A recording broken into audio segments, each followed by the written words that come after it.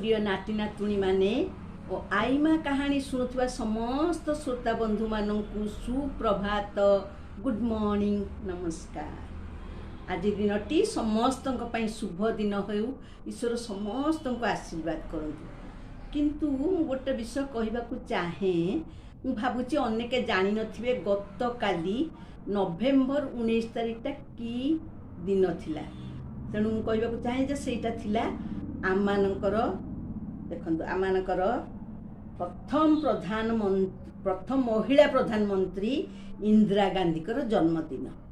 तेणु आज जन्मदिन परदिन मुझे विषय किसी रोचक संवाद देवाकू चाहे। आने लौह मानवी बोली कहूलु। कहीं लौह मानवी कहूलु? सी तो गोटे साधारण महिला। हाँ टिके शुणु जे जेते बेले से राजनैतिक क्षेत्र में प्रवेश कले इंदु दीदी इंदिरा गांधी आते बेले आमर प्रथम उप प्रधानमंत्री थिले सरदार वल्लभ भाई पटेल, जहाँ को कि उपनाम दिया लौह मानव। आउ कारण ताकर दृढ़ता ताकर मनोबल ताकर विवेकताशीलता जोगु से कौन करथिले भारत को एकता करके रखी स्वाधीन भारत को। आ ठीक सही परी आमर इंदु दीदी आ से कौन करथिले ना सरदार वल्लभ भाई पटेल पद चिन्ह देकी गति करथिले। आंकर भीतर सामंजस्य बहुत बेसी थिला। तेणु तांको अनेक उपनाम देथिले लौह मानवी। जेपरी सरदार वल्लभ भाई थे लौह मानव से ना था लौह मानवी। तेणु आज मोर कहानीर शीर्षक होची लौह मानवी इंदिरा गांधी, आयरन लेडी इंदिरा गांधी है लौह मानवी से हो। लौह मानव कथा आलोचना करे पूर्व आम आसु किसी समय व्यक्तिगत जीवन केमती थिला कहबा। आ मन रखिथिबे आउ तांको जन्मदिन थिला 1917 मसीहा नवेम्बर 19 तारीख। आउ से थिले से तांको जन्म होइथिला इलाहाबाद आनंद भवन रे, जोटा कि मोतीलाल नेहरू। आ मोतीलाल नेहरू तांको जेजे बापा थिले आमर स्वाधीन भारत प्रथम प्रधानमंत्री जवाहरलाल नेहरू से थिले सुकन्या। आ तांको माँ थिले कमला नेहरू। टी मन दे शुणु बाल्य जीवन विषय रे। आउ से कमला नेहरू सबु बेले असुस्थ रोते। तेणुक इंदिरा गांधी को सुजोग मिलूला बाहर को जीवाई। आ बापा थिले जवाहरलाल नेहरू से थिले एते बड़ विराट देशर प्रधानमंत्री। तेणुक से सबु बेले राजनैतिक व्यस्त कार्य व्यस्त थाई घर को प्राय आसु नथिले। किंतु माँ झील बापार कथबार्ता सब चिठी रे लेखा लेखी से खबर दिया निया करते। माँ कथा पंडित नेहरू बुझुले। एमतीक जेल रे थिला बेले मध्य से चिठी लिखुले आ घर खबर सब जनाऊले। आ इंदिरा गांधी मेट्रिकुलेशन स्कूल रे पढ़ी देई नांती माने घर एते असुविधा। तेणुक बाल्य जीवन जमा सुखद नथिला। कारण घरे माँ असुस्थ, घरे बापा नाहांती, छोट पिला गोटे से एकला, भाई भौणी भी कहीं नहांती। तेणु बाल्य जीवन सुखद नथिला। मेट्रिकुलेशन पास कले किंतु स्कूल को जाइक नुहे घर ही ट्यूशन रखिकी घर शिक्षकों द्वारा से स्कूल मेट्रिकुलेशन पास कले। तापरे कालक्रमे 1937 मसीह कमला नेहरूंकर मृत्युवरण कले। कमला नेहरू मृत्युवरण पर इंदिरा गांधी टिके फ्री हो गला। तेणुक से शांति निकेतन आउ विश्व भारती आउ ऑक्सफोर्ड यूनिवर्सिटी रे से पाठ पढ़िले। पाठ पढ़ी से भल उन्नति कले। बापा सब व्यवस्था करदे। पाठ पढ़ा सरिबा परे से कौन कले फिरोज गांधी को विवाह कले। तापरे 1950 मसीह 50 मसीहा पूर्व दुईटी पुओ हेले राजीव गांधी और संजीव गांधी। तेणु से फ्री हो गले। से कौन कले 1950 मसीह से बापा सहित राजनैतिक क्षेत्र में साहाय्य करने लगिले। तापर से कौन कले ना प्राय सबू विषय सबु बेले जदि राजनीति क्षेत्र रही से अनेक विषय जानीगले। तापर सूचना आ प्रसारण विभाग मंत्री कराला। आउ यही सब करके से सब विषय भल तुलेले आ राजनीति विषय बहुत से कौन कले ना जानीपारे। तापर 1964 मसीह पंडित नेहरूंकर मृत्यु है पितांकर। तापर 64 रु 66 पर्यंत लाल बहादुर शास्त्री प्रधानमंत्री थिले। तापर इंदिरा गांधी 1966 रु 1977 10 वर्ष, 1980 रु 1984 मसीहा 4 वर्ष से कौन कले प्रधानमंत्री पदवी रहिले। जो प्रधानमंत्री पदवी रहिले से कौन कले ना से लौह मानव सरदार वल्लभ भाई समस्त विषय से लक्ष्य करुले। से जेपरी चाहूले भारत को एकत्र करेंगे सेपरी तेणु नाटे आम लौह मानव क्या देलु से विषय मुझे कहवाक चाहूँगी जे से कौन कले ना जदि बा सरदार वल्लभ भाई पटेल 42 वर्ष बड़ थिले पितृवत थिले किंतु से दी जनकर सामंजस्य किछि कम नथिला।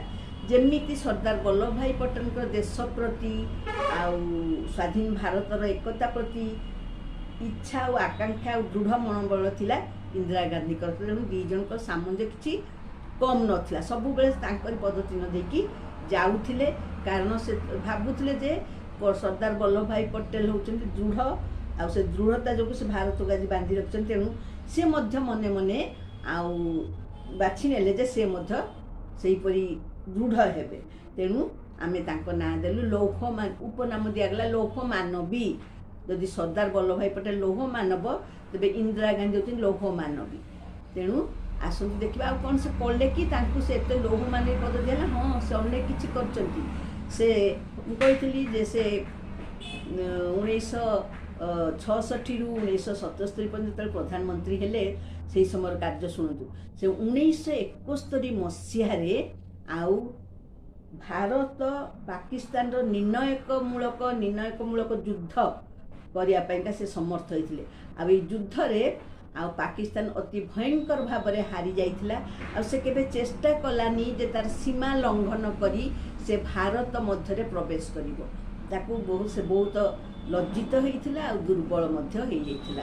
आ एटा थिला इंदिरा गांधी गोटे बड़ पदक्षेप 1971 मसीह से 1971 मसीह आ इंदिरा गांधी को निर्देश क्रमे मुजीबुर रहमान कौन कले बांग्लादेश गठन कले।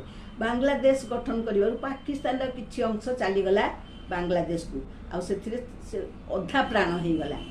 कौन कर तो सबू इंदिरा गांधी किंतु जहाँ कले इंदिरा गांधी नियम अनुसार किसी बेआईन करना कारण पाकिस्तान चाहूला सबु बेले भारत को हरैया आउ तार मुह बंद हो गला।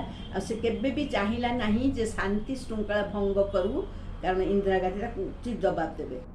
अच्छा आम जानचु से केवल जे प्रधानमंत्री हेबा समय कार्य करते तार नुहे आम जानचु जे तुलसी दुई पत्र बासे सानटी बेलू तांकर भारतर संगठन प्रति गोटे मनोवृत्ति थिला। जदि बा से 1917 जन्मग्रहण कले आ 1928 को से कौन कले तो 11 वर्ष होते से सबु बेले बापा को देखिले सरदार वल्लभ भाई पटेल देखिले। तेणु से गोटे 11 वर्ष पिला बालक बालिका को लेकिन से गोटे संगठन गठन कले तार ना हूँ बानर सेना संगठन। आ से बानर सेना माने मध्य हजार हजार संख्यार आसिक सहित जोगदेले। आर कार्य थिला कांग्रेस को साहाय्य करेंगे कांग्रेस को उठे कौन कार्य करेंगे ना कांग्रेस विज्ञापन नहीं कि अन्य जगह देवे संवाद सब नहीं प्रचार करेंगे आउ समय पाइले तिरंगी पताका तैयारी करे एपरी भाव में बानर सेना मध्य कांग्रेस रे साहाय्य कले। तब आम देखुचु जे छोटी बेलू तांकर गोटे अभ्यास थिला बा तांकर गोटे इच्छा थिला भारत जेपरी उचित भाव में गठित हेबो। आउ एपरी भाव में से करू करू 1980 रु 84 जो सेकेंड थर से प्रधानमंत्री हेले नवेम्बर ना अक्टोबर 31 किछि दिन 2 दिन पूर्व से मन रखु आम ओडिशा भुवनेश्वर ग्रस्त आसी से किसी नाकर टिके आघात लगी से फेरी जाइए। तापर 1984 मसीहा अक्टोबर 31 तारीख बुधवार दिन हत्या करा जाइथिला जोटा कि बुधवार थिला भारत पे गोटे कला दिवस। अच्छा यही हत्याटा थिला इतिहासर एक लज्जा आ अति दारुण अमानविकीय आ विश्वासघातक हत्या। ଯାହାକି କରିଥିଲେ ତାଙ୍କର ବିଶ୍ୱାସଭାଜକ ଯେଉଁମାନେ କି ତା ପାଖରେ ସବୁବେଳେ ରହୁଥିଲେ ଆଉ ତାଙ୍କ ଦେହରକ୍ଷୀ ମାନେ ସେମାନେ ତାକୁ ଗୁଳି କରି ହତ୍ୟା କରିଥିଲେ। ତେବେ ଆମେ ମନେ ରଖିଲୁ ଲୌହ ମାନବୀ କାହିଁକି ଆମେ ତାଙ୍କୁ କୁହାହେଉଛି ନା ଏଇପରି ସେ ଦୃଢ଼ କାମ କରିଥିଲେ ଯେଉଁଟାକି ଅନ୍ୟ ପ୍ରଧାନମନ୍ତ୍ରୀ ମାନେ କରିବା ପାଇଁ ସକ୍ଷମ ନଥିଲେ କିନ୍ତୁ ସେ କରିଥିଲେ। ତେଣୁ ସେ ଆମ ନିକଟରେ ଚିର ନମସ୍ୟ। ଯଦିବା ଗତକାଲି ତାଙ୍କର ଜନ୍ମଦିନ ଯାଇଛି ତଥାପି ଆମେ ତାଙ୍କ ନିକଟରେ ଚିର ଋଣୀ। ସେ ପ୍ରଥମ ମହିଳା ପ୍ରଧାନମନ୍ତ୍ରୀ ହେଇ ଆମ ଦେଶକୁ ଆମ ବିଶ୍ୱ ନିକଟରେ ସେ କ'ଣ କରିଥିଲେ ନା ନିଜକୁ ଦେଖେଇ ପାରିଥିଲେ। ଆଉ ସେ ତାଙ୍କ ସମୟରେ ଭାରତକୁ ଅତି ଆଶ୍ଚର୍ଯ୍ୟ ଭାବେ ଭାରତ ପ୍ରଭାବିତ ହୋଇଥିଲା ଆଉ କ'ଣ ହେଇଥିଲା ନା ବୃଦ୍ଧି ପାଇଥିଲା, ସମୃଦ୍ଧି ହେଇଥିଲା, ଯେଉଁଟାକି ଆଉ କେଉଁ ପ୍ରଧାନମନ୍ତ୍ରୀଙ୍କ ସମୟରେ ହେଇନଥିଲା। ତେଣୁ ଆମ ନିକଟରେ ସେ ଚିର ନମସ୍ୟ। ଆସନ୍ତୁ ଆମେ ତାଙ୍କ ବିଷୟରେ ଆହୁରି ଜାଣିବାକୁ ବହୁତ ବହି ଅଛି ପଢ଼ିବା। ଆଉ ଏ କାହାଣୀଟା ତ ଭଲ ଲାଗିଲା। ଯଦି ଭଲ ଲାଗିଲା ଲାଇକ୍ କରନ୍ତୁ, ସେୟାର କରନ୍ତୁ, ସବସ୍କ୍ରାଇବ୍ କରନ୍ତୁ। ଈଶ୍ୱର ସମସ୍ତଙ୍କୁ ଆଶୀର୍ବାଦ କରନ୍ତୁ। ହଉ ରହିଲି।